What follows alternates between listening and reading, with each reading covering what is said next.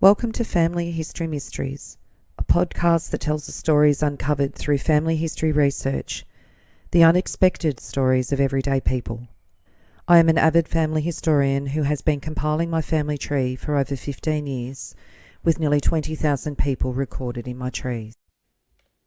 Episode 146, The Costigans.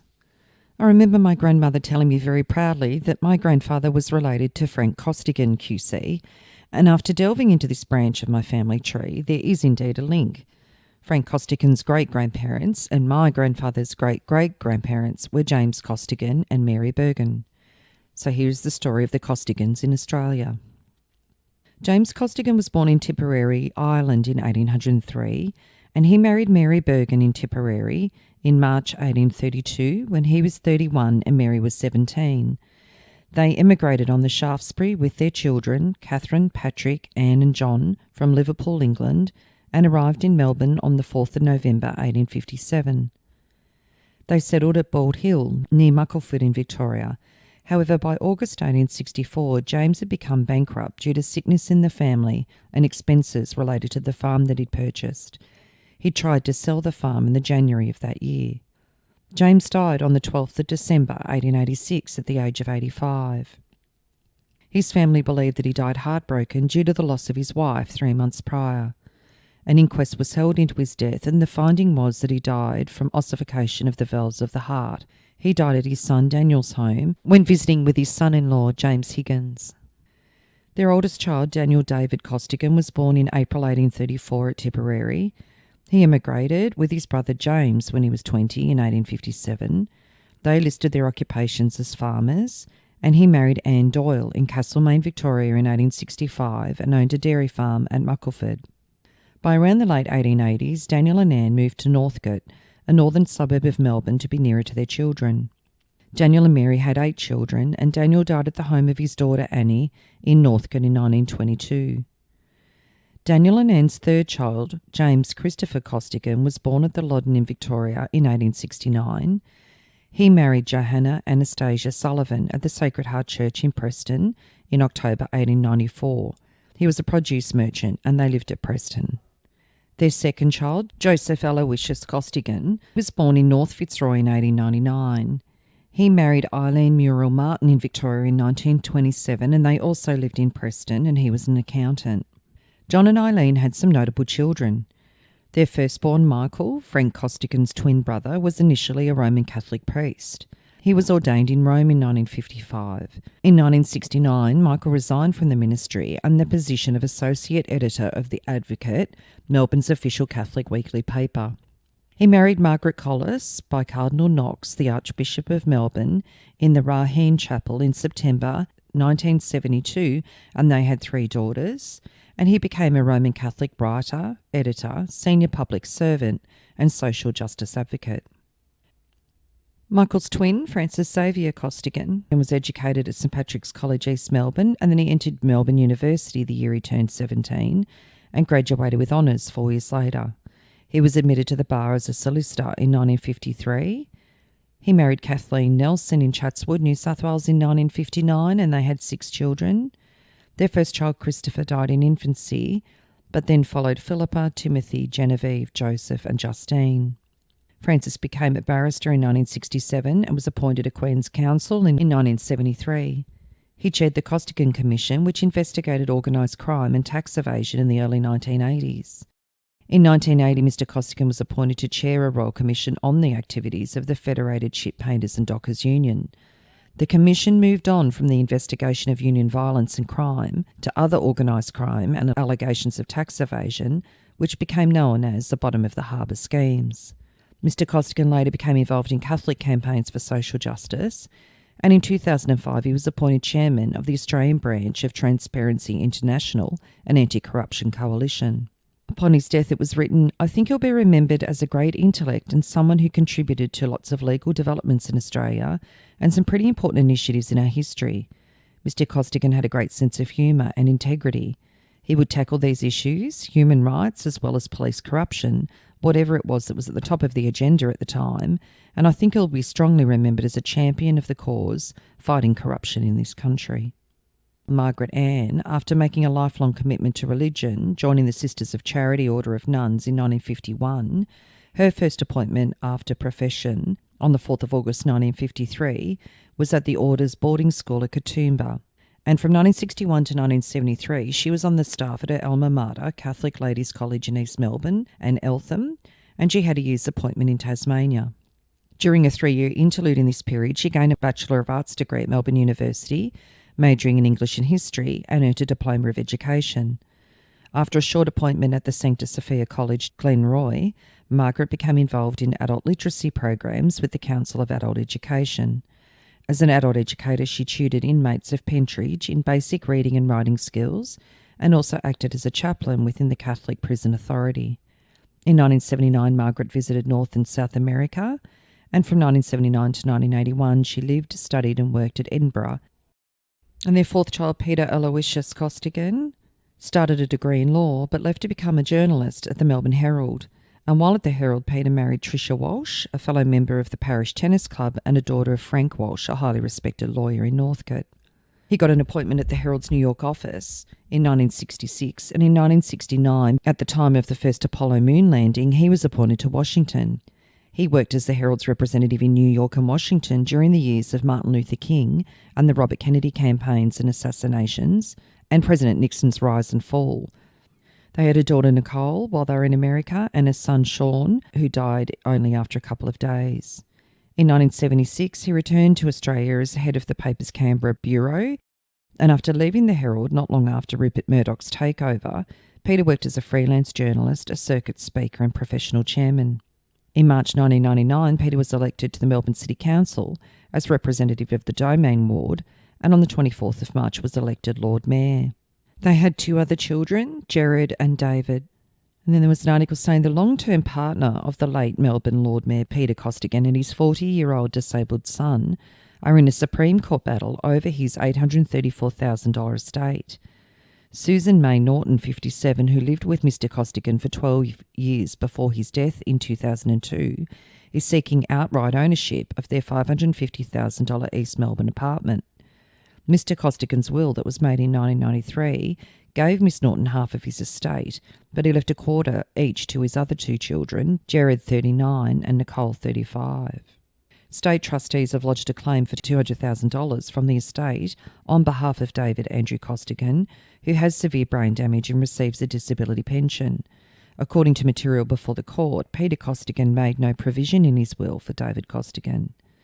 David's uncle, Frank Costigan QC, told Justice Byrne that David had lived most of his life in institutions, and he said his brother has been very involved in his son's life. Rick Wells for Miss Norton told Justice Byrne she was entitled, as Peter Costigan's widow, to the house encumbered by a mortgage. When the estate also repaid Miss Norton for the 1/7 share she put in to buy it, $168,000 would be left, which could be available for David Costigan. Carol McComish for the State Trustees said $200,000 should go to Mr Costigan and the rest to Miss Norton. Their 5th child, Elizabeth Mary Costigan, joined her sister in Order of the Sisters of Charity, and after teaching in or administrating as principal in various schools in Sydney, Canberra and Melbourne. And the 6th child was Paul Justine, who entered the Corpus Christi Seminary to train for the Melbourne Archdiocese, and he was ordained in 1966. After working in the parishes of Healesville, Cheltenham and Brunswick, Paul resigned in 1970, drove taxis while looking for more congenial work, and eventually found his niche in the hospitality industry and private business. He and his wife Paddy managed motels and bottle shops, lived and worked in the UK for several years. His principal home was in Darwin, where they resided with their daughters Phoebe and Georgia, and were proprietors and managers of the Roma Bar in Kavanagh Street. The 2nd child was Jane Costigan, who was born in 1836 in Tipperary. Jane married John Holmes, an Irish quartz miner based at Winters Flat near Castlemaine in Victoria. John and Jane had married in New Zealand in 1865, and that's where their 2 children were born, with one surviving infancy. They returned to Winters Flat when John became a publican at Mackenzie Hill, 3 miles from Castlemaine, in 1880, and called it Holmes's Hotel. Jane died in July 1886 at Winter's Flat, and John died of a heart attack 4 years later. Mary was the only surviving child, and she received the proceeds of her father's estate. The third child, James, was born in 1839 in Tipperary. He emigrated with his older brother Daniel when he was 18 in 1857. He was a farmer and married Ellen May Hurley in Ballarat in October 1862. He went to Otago, New Zealand in 1863 and was recorded as living at Maori Gully, New Zealand. They had 8 children together, and he died at Maori Gully. His obituary stated, James Costigan, the Grey District lost one of its oldest pioneer settlers when Mr. James Costigan passed away yesterday at the residence of his daughter, Mrs. W. Henderson. Landing in Otago in 1863, the deceased then came to the coast, residing in Maori Gully until the time of his death.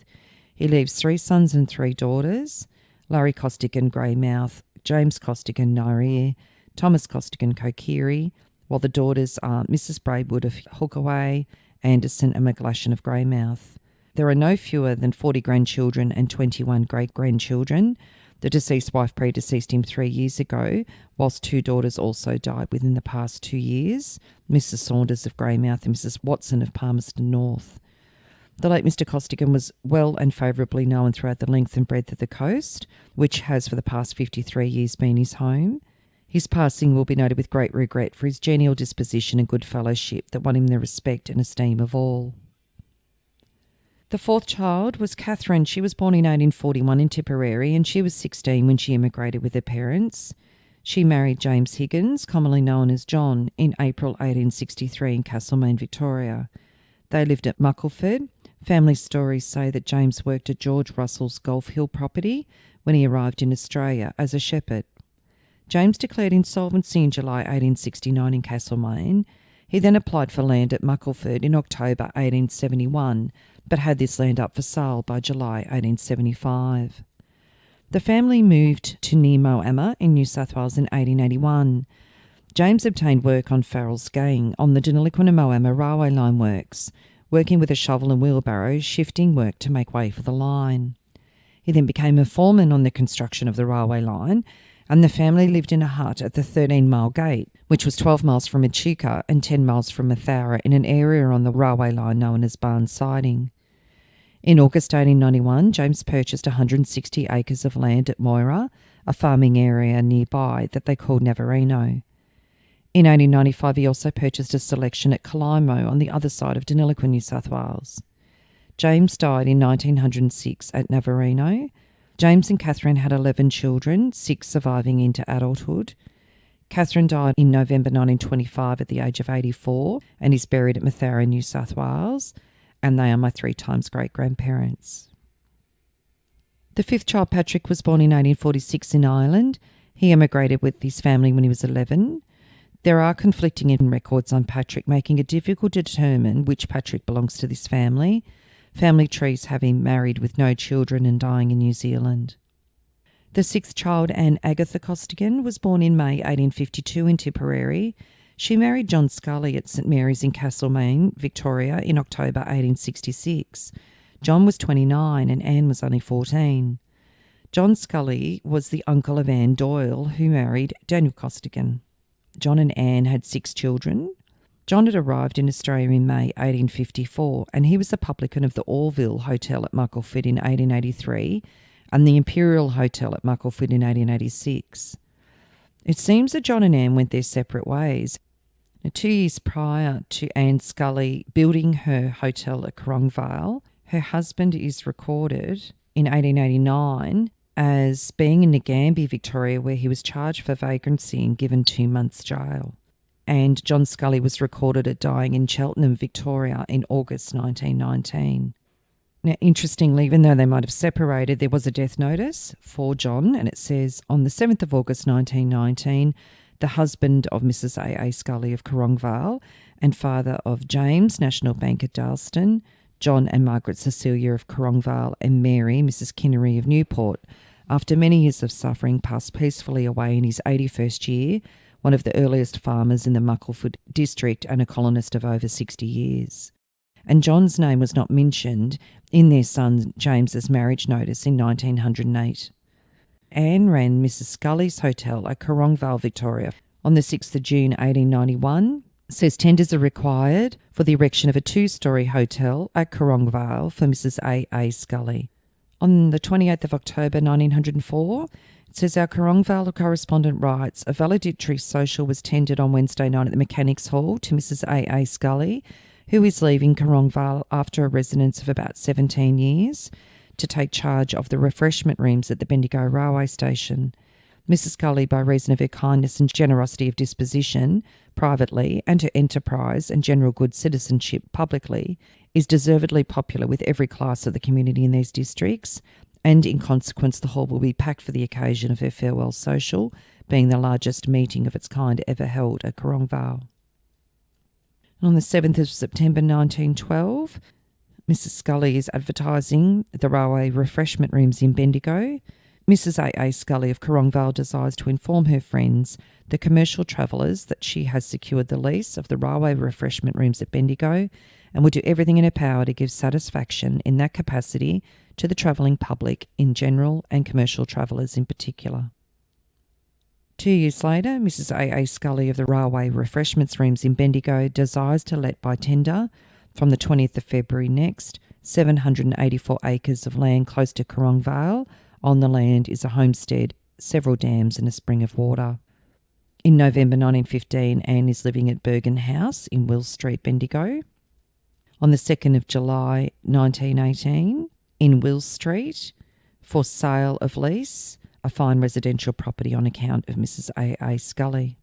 Anne transferred the ownership of the pub at Corongvale in 1920, and on the 26th of November 1921, it says to let by tender for a term of years that well-known farm of 1,046 acres, well-known and rising in the town of Corongvale and railway station, owned by Mrs. A. Scully and presently leased to R. Lamore of Glenloth, whose lease expires on the 16th of January 1922, suitable for grazing, dairying or agricultural purposes, a homestead of 5 rooms, a dairy, 2 rainwater tanks, a grain shed, stable machinery shed, divided into several paddocks, all wire and wire netted, with a never-ending supply of water, about 12 large dams and a spring known as Spring Opening.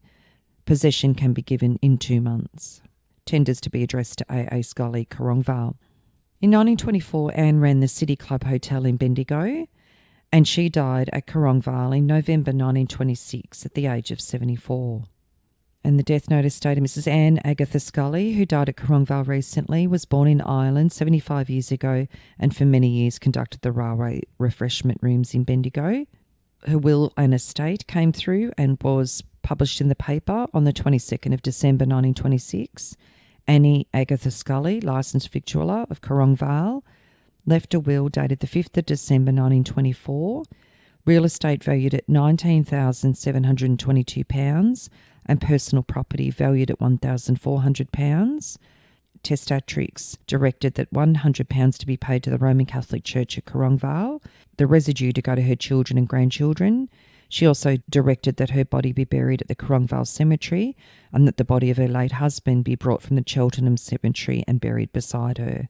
She ended up being quite a wealthy woman. So on the 30th of May 1928, hotel freehold for sale, Scully's Hotel at Corongvale.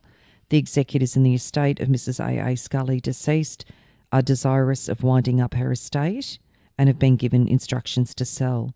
An imposing 2-storey brick building, 31 rooms, to perfect order, fully furnished. Takings are £90 a week. NB, Corongvale is an important railway town and is being at the junction of 2 very busy lines which serve a tremendous wheat area besides Murray River activities. And it was still being advertised for sale in October 1928. And the youngest child, John Costigan, was born in 1856 in Ireland. He came out to Australia when he was 1, and I've been unable to find any information, unfortunately, on John. So this took quite a while, but it was really interesting to be able to go through the different lines of the Costigan family and to see what success they had in different branches of this family. If you are interested in sharing your story on my podcast, Family History Mysteries, please go to my Facebook page and send me a message. If you would like some assistance in filling in the gaps in your family tree to see what mysteries you solve, please get in touch. And don't forget, you can have early access to episodes by subscribing, and you'll also gain access to bonus episodes.